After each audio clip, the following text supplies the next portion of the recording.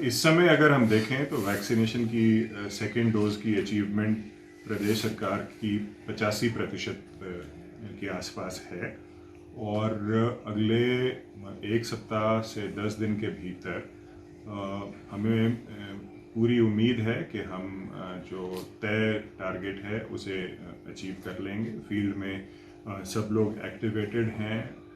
ज़िला स्तर पे डेली जो हमारे डीसीज और सीएमओज हैं वो उसको रिव्यू कर रहे हैं। यहाँ राज्य स्तर पे मैं लगभग रोज़ सभी उपायुक्तों और मुख्य चिकित्सा अधिकारियों से बात कर रहा हूँ।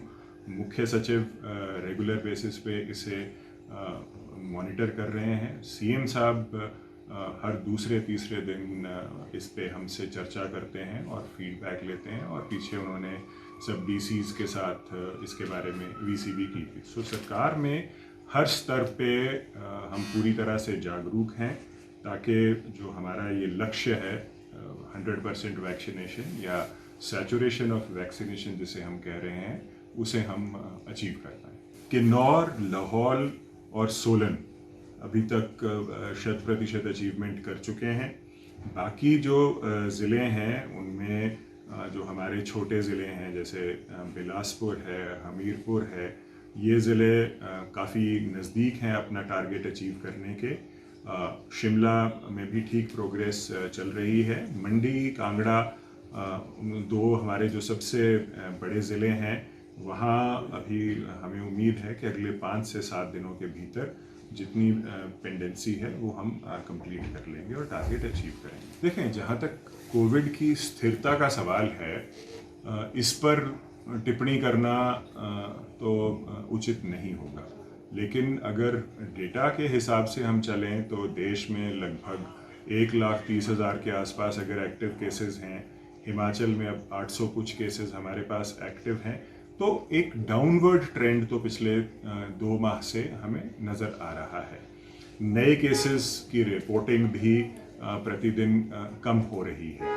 तो ये इंडिकेशंस हैं कि अभी इन्फेक्शन का जो रेट है वो कम हो रहा है, लेकिन इसे हल्के में लेना एक भयानक गलती हो सकती है, क्योंकि अगर हम देखें तो आज की डेट में यूरोप में, दूसरी कंट्रीज़ में फिर से कोविड जो है वो अपनी एक नई पीक की तरफ बढ़ रहा है। बहुत सारी कंट्रीज़ ऐसी हैं जहां पर अभी भी लॉकडाउन लग रहा है या लगाया जा रहा है आज की तिथि में। सो ये सारी परिस्थितियां हमें ये इंडिकेट करती हैं कि भविष्य के लिए हमें बहुत सजग रहना है और ये सुनिश्चित करना है कि किसी प्रकार की गफलत का शिकार हम लोग ना रहें।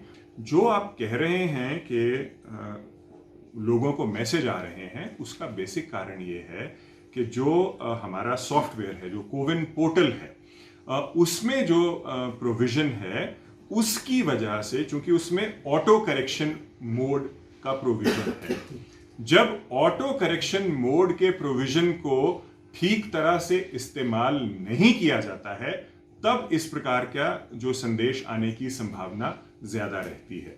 ये कुछ मामले हमारे ध्यान में आए हैं और हमने विभाग को ये कहा है कि इसे सुनिश्चित किया जाए ताकि जो एक पूरी की पूरी कैंपेन की क्रेडिबिलिटी है वो अच्छी तरह से बरकरार रहे। इस प्रकार के कुछ 3-4 मामले हमारी जानकारी में आए हैं। उन सभी मामलों की हम छानबीन करवा रहे हैं और हम ये सुनिश्चित करेंगे कि उसमें अगर किसी प्रकार की गलती किसी स्तर पे हुई है और उसका सुधार किया जाए और आने वाले समय में इस प्रकार की गलती हमारे लोगों के द्वारा फील्ड में दोहराई ना जाए।